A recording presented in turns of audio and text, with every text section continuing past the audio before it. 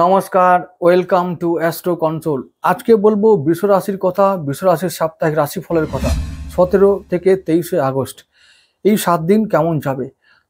আমি 13 আগস্ট বৃহস্পতি নক্ষত্র পরিবর্তনের জন্য ভিডিও দিয়েছিলাম, তাতে বৃষ রাশির কথা উল্লেখ করেছি। নতুন করে ওই বিষয়ে আর বলবো না, তবে এই সপ্তাহেও অনেক কিছু ঘটবে, তো সেগুলো বলে রাখি, তাহলে বুঝতে পারবো যে এই সপ্তাহটা কেমন যাবে, তার আগাম আভাসটা আমরা পেয়ে যাব। তো এই সপ্তাহে রবি 17 আগস্ট যেদিন থেকে শুরু করছি রাশিফল বলা, সেই দিনেই কিন্তু রাশি পরিবর্তন করে চলে যাবে পরবর্তী রাশিতে, সিংহ রাশিতে। তিনি স্বক্ষেত্রী হবেন, নিজের গৃহে যাবেন। তাহলে নিজের গৃহে যাবেন মানে তিনি চতুর্থপতি, চতুর্থভাবে যাবেন। চতুর্থপতি তিনি চতুর্থভাবে যাবেন, এটা চতুর্থ ভাবের জন্য, গৃহের জন্য মঙ্গলকারী ব্যাপার, পরিবারের জন্য মঙ্গলকারী ব্যাপার।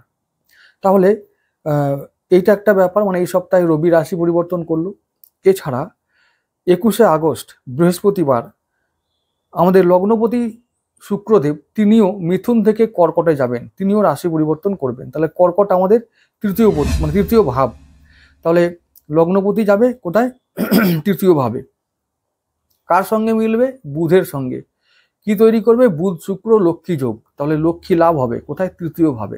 তৃতীয় ভাব মানে কি? আমি আগের দিন বলেছি, আমার বাহু বল, আমার দুই বাহু। তাহলে এই তৃতীয় ভাব, আমি এই চেষ্টা, প্রতিভা, বাহুবল, যোগ্যতা দ্বারা কি করব?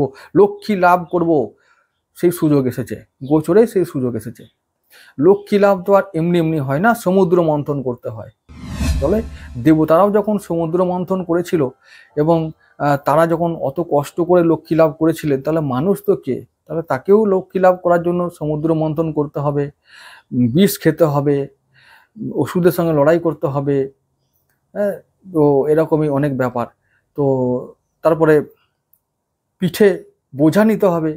কি, যেমন করে ভগবান বিষ্ণু মন্দার পর্বত নিয়েছিলেন নিজের পিঠে, কচ্ছপ সেজে, তো সেরকমই আমাদেরও অনেক পিঠে কাঁধে বোঝা নিতে হবে, তো তবেই তো লক্ষ্মী লাভ সম্ভব। তো এইরকমই বার্তা প্রকৃতি এখন দিয়েছে, বলছে তৃতীয় ভাবে লক্ষ্মী লাভের যোগ দিয়েছি।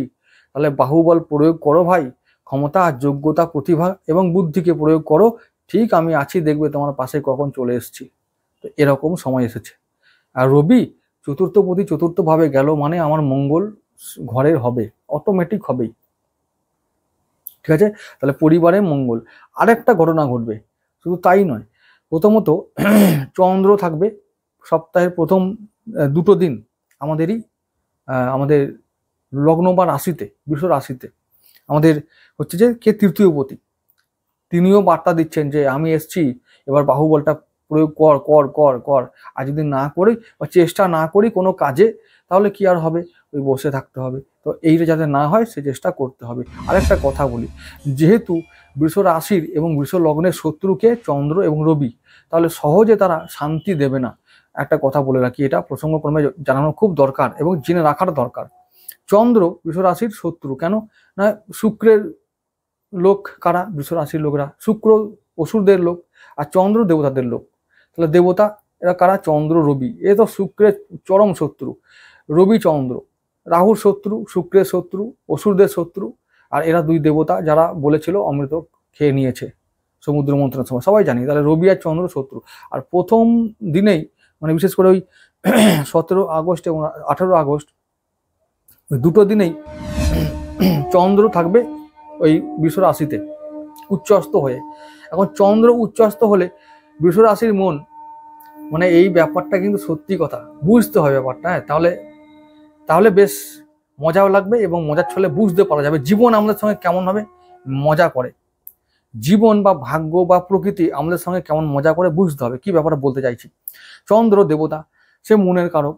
যখন সে উচ্চস্ত হচ্ছে, জানে যে অসুরগুলোকে না একটু বেশ ভুলিয়ে দিতে হবে, বেশ মজা করে মজা আসে রাখবো। আর চন্দ্র উচ্চস্ত হচ্ছে ওই বৃষ রাশির ঘরে রোহিণীতে, উচ্চস্ত ওইখানেই হয়। কেন?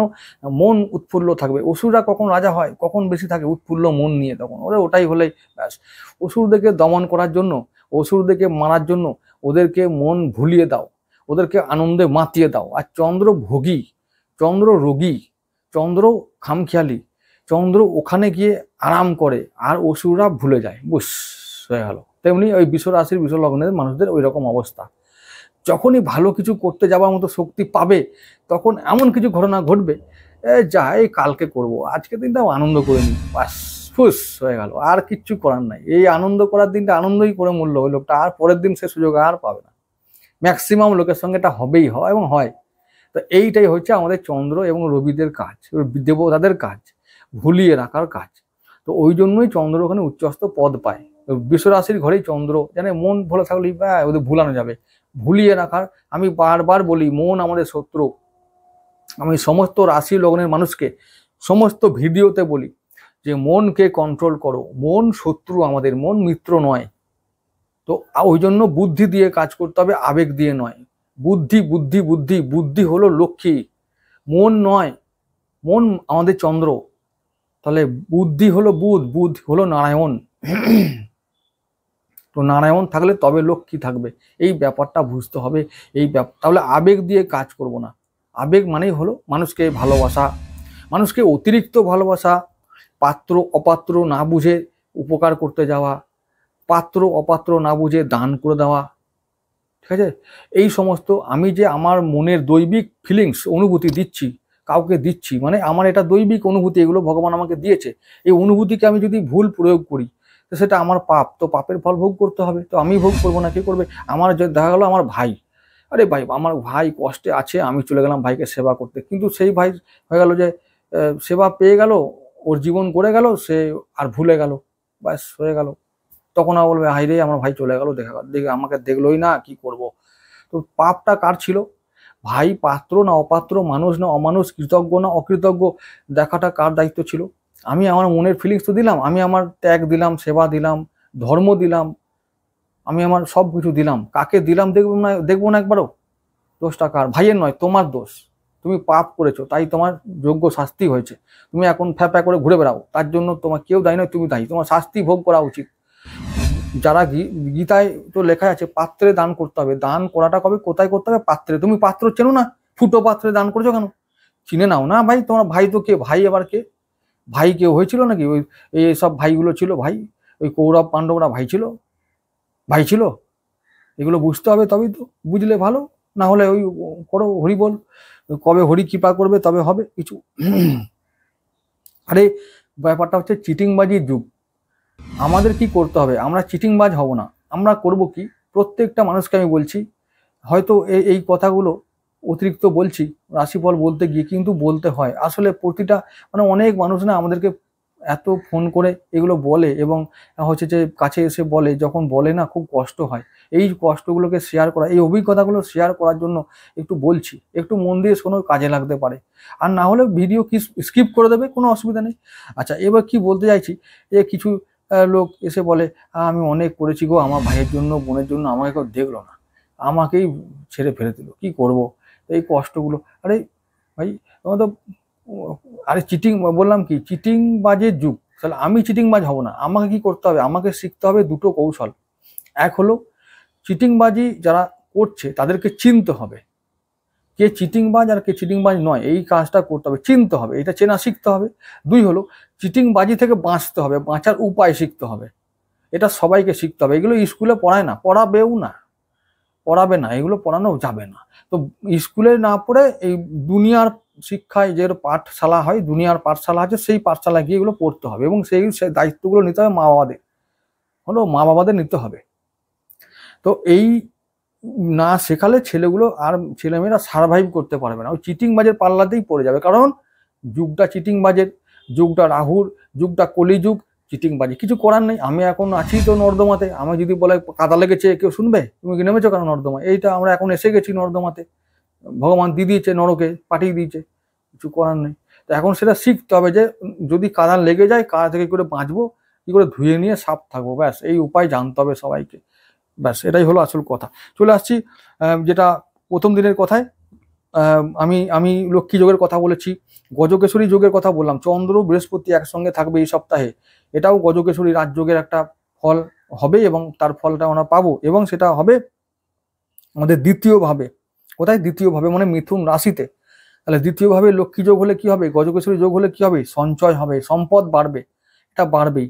এই সপ্তাহে 17-18 তারিখে এই ব্যাপারগুলো ঘটবে, কারণ চন্দ্র থাকবে রবিবার দিন রোহিণীতে, আর 18 তারিখে থাকবে মঙ্গলের নক্ষত্র মৃগশিরাতে। এই দুটো দিন মোটামুটি খুব 17 তারিখটা তাও ভালো, মানে রবিবারটা তাও ভালো, কিন্তু 17 তারিখটা কিন্তু আমি বলবো সাবধান থাকতে হবে।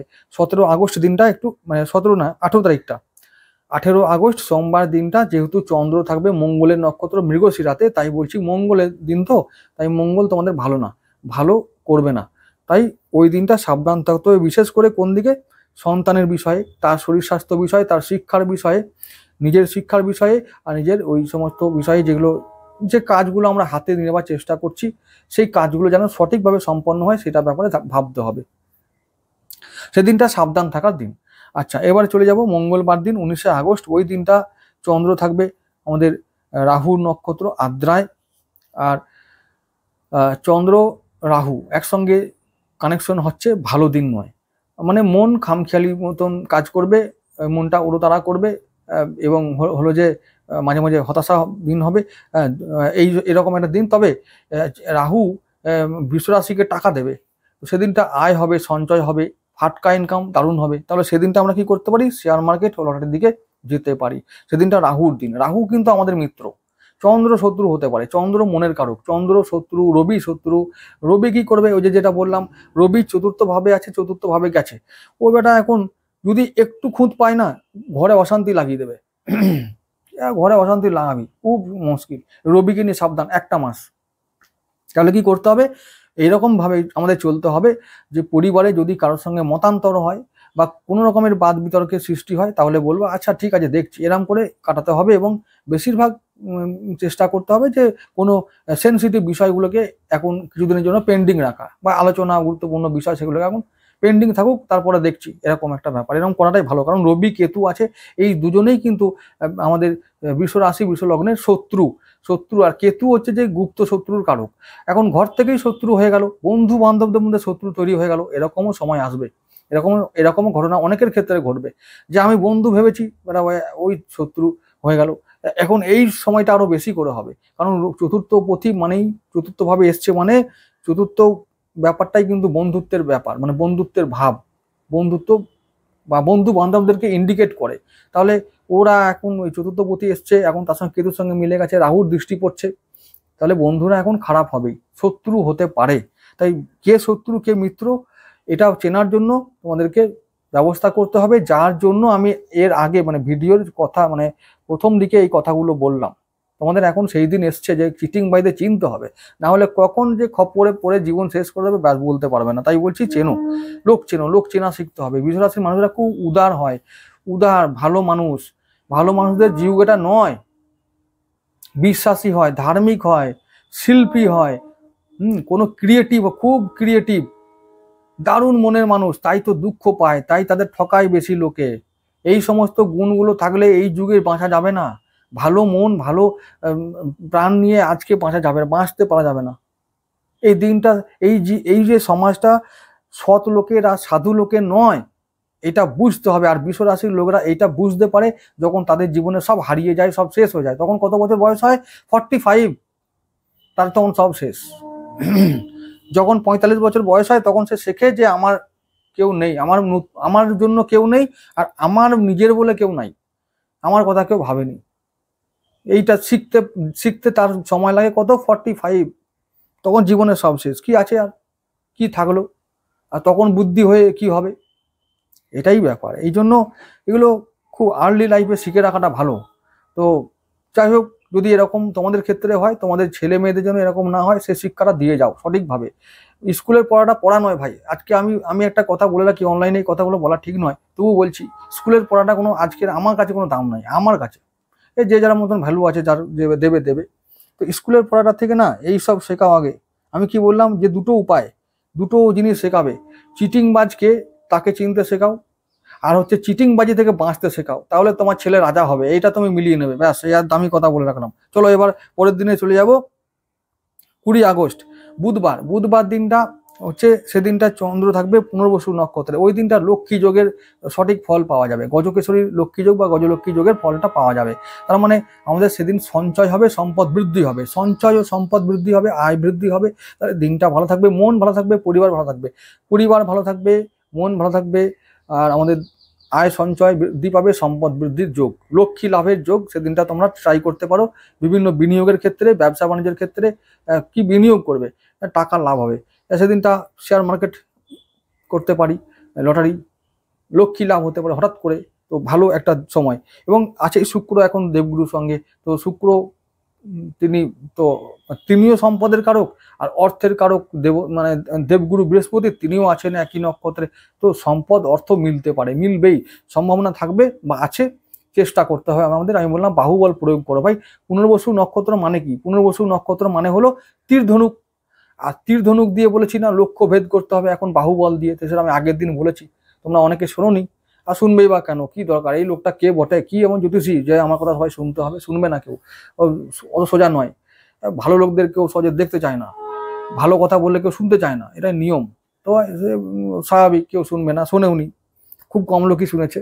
তো এই ব্যাপারগুলো না বুঝলে এই যে মরতে হবে না, প্রথম কি বলছে এইগুলো বোঝার ব্যাপার আছে যে জ্ঞান যদি থাকে না, জ্ঞান বুদ্ধি লক্ষ্মী, কাউকে ভগবান মারতে চাইলে তো কি হবে, যে জ্ঞান আর বুদ্ধিটা কেড়ে নেয়, তবেই তাকে মারতে পারে। এই ব্যাপারগুলো বুঝতে হবে। তাই আমি বলি না যে আবেগ আর বুদ্ধি মানে এই দুটো একে অপরের শত্রু। চন্দ্র আর বুধ শত্রু একে অপরে কেন? একজন মন আর একজন বুদ্ধি, বুদ্ধি আর মনের দ্বন্দ্বে মানুষ মরে যায়। তো কাকে কাকে বাঁচতে হবে? আমরা মনকে বেছে নিই, তাই আমরা মরি। আমরা সেই গঙ্গা ফড়িং এর মতন আলোর দিকে, মিথ্যে আলো, মিথ্যে জগৎ, মিথ্যে মায়ার দিকে আকর্ষিত হই, তাই মরি। আর কাকে বাছাই উচিত ছিল? নারায়ণকে, বুদ্ধিকে, লক্ষ্মীকে বাছাই করা উচিত ছিল, কিন্তু আমরা তা করি না। মন ভালো রাখতে হবে, মন ফুরফুরে থাকবে, তবেই তো ওষুধ তো আমরা সবাই মরবো ওই জন্যই। ওই চন্দ্র ওখানে উচ্চস্ত এই জন্য, এমনি নাকি? মনই সব থেকে বড় শত্রু। মনকে কন্ট্রোল করো, সাধু হয়ে যাবে, যোগী হয়ে যাবে, ভগবান হয়ে যাবে। এইটা বলে রাখলাম। চলে আসছি পরের দিনে 21শে আগস্ট বৃহস্পতিবার। সেদিনটা চন্দ্র থাকবে পুষ্যা নক্ষত্রে, মানে কর্কট রাশিতে, মানে আমাদের তৃতীয় ভাবে। তো সেদিনটাও ভালো দিন, চন্দ্র শুক্র বুধ একসঙ্গে থাকবে এবং খুব ভালো একটা দিন। শনির দিন, শনির নক্ষত্র। শনি আমাদের হচ্ছে যে দশমপতি আর নবমপতি, তাহলে খুব ভালো হবে, ভাগ্য ভালো থাকবে, কর্ম ভালো হবে, কর্মে উন্নতি, কর্মে সাফল্য। ঠিক আছে, সেদিনটা খুব ভালো দিন। তাহলে বৃহস্পতিবার দিনটা নোট করে রাখো, 21শে আগস্ট, ওই দিনটাও খুব ভালো দিন। 22শে আগস্টের কথা চলে যাব। 22শে আগস্ট শুক্রবার দিনটা চন্দ্র, সেদিনটা হচ্ছে অশ্লেষা নক্ষত্রের বুধের দিন। তাহলে ওই দিনটাও আমাদের ভালো দিন। তাহলে কি হবে? সম্পদ বৃদ্ধি হবে, সঞ্চয় হবে, লক্ষ্মী লাভ হবে, তো মানে সন্তানের উন্নতি হবে, শিক্ষায় উন্নতি, প্রেমে উন্নতি, নতুন প্রেম হতে পারে। তো এরকম অনেক কিছু ভালো ঘটনা ঘটবে আমাদের শুক্রবার দিন। শুক্রবার দিনটা খুব ভালো দিন, 22শে আগস্ট, ওই দিনটা মনে রাখো। আর সেদিনটা আবার রাহুর দিন। কেন রাহুর দিন? সেদিনটা আবার ওই যে 2-2-4-22, তো 4 মানে রাহুর এফেক্ট থাকবে। তাই বলছি, জুয়া, সাট্টা, লটারি, শেয়ার, এই যাদের ক্ষমতা আছে খুব কাটো, সেদিনে পাবে। আর ওই পরের দিন চলে যাবো 23শে আগস্ট শনিবার দিন। সেদিনটা অমাবস্যা দিন, কৌশিকা অমাবস্যা। আমি একটা কথা বলে রাখি, কৌশিকা অমাবস্যার জন্য কি করবে বৃষরাশির মানুষরা সেদিনে, বিশ্বরাশি যদি হয় তাহলে, এবং যে কোনো লগ্ন হতে পারে, সবার জন্য বলছি, বৃষরাশি হলেই বলছি।